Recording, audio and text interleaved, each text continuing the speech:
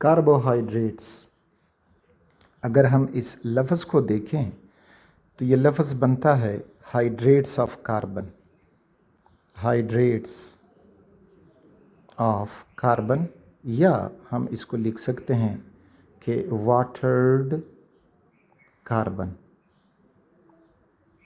क्योंकि जो कार्बोहाइड्रेट्स को ये नाम दिया गया तो उनका जब हम एम्पेरिकल फार्मूला सॉर्ट आउट कर लेते हैं तो वो बन जाता है CnH2O whole N।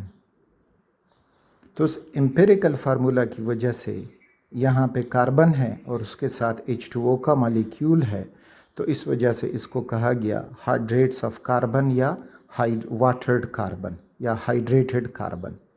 For example हम ग्लूकोज लेते हैं, ग्लूकोज दैट इज़ C6H12O6।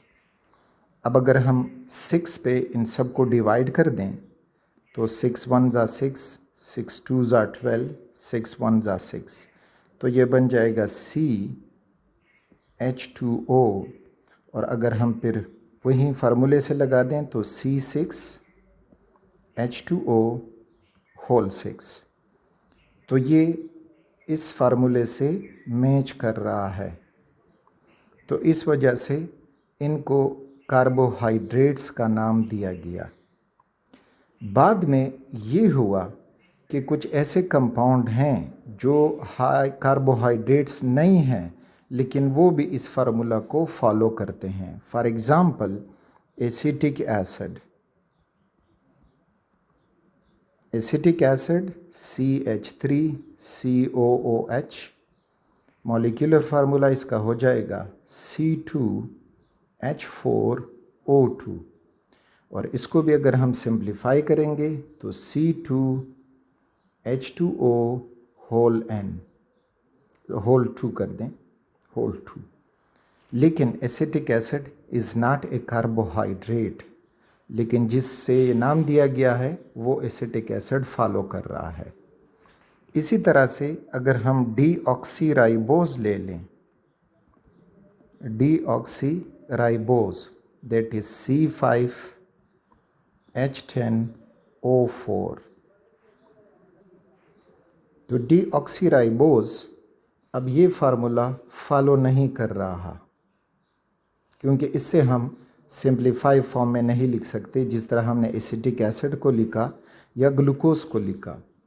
तो means but deoxyribose is a carbohydrate, ये कार्बोहाइड्रेट है लेकिन वो डेफिनेशन ओबे नहीं कर रहा। Acetic acid is not a carbohydrate लेकिन वो उस डेफिनेशन को ओबे कर रहा है। So this definition of carbohydrate was not satisfactory। तो जो नया डेफिनेशन हम कार्बोहाइड्रेट्स का करेंगे तो वो ये होगा कि पॉली हाइड्रोक्सी aldehydes और कीटोन्स और कार्बोहाइड्रेट्स, वो कंपाउंड जिनमें more than one OH group हों, this is the hydroxyl group, और उनमें एल्डिहाइड फंक्शनल ग्रुप मौजूद हो, C double bond OH, this is for aldehyde, या उनमें कीटोन मौजूद हो C डबल बॉन्ड O।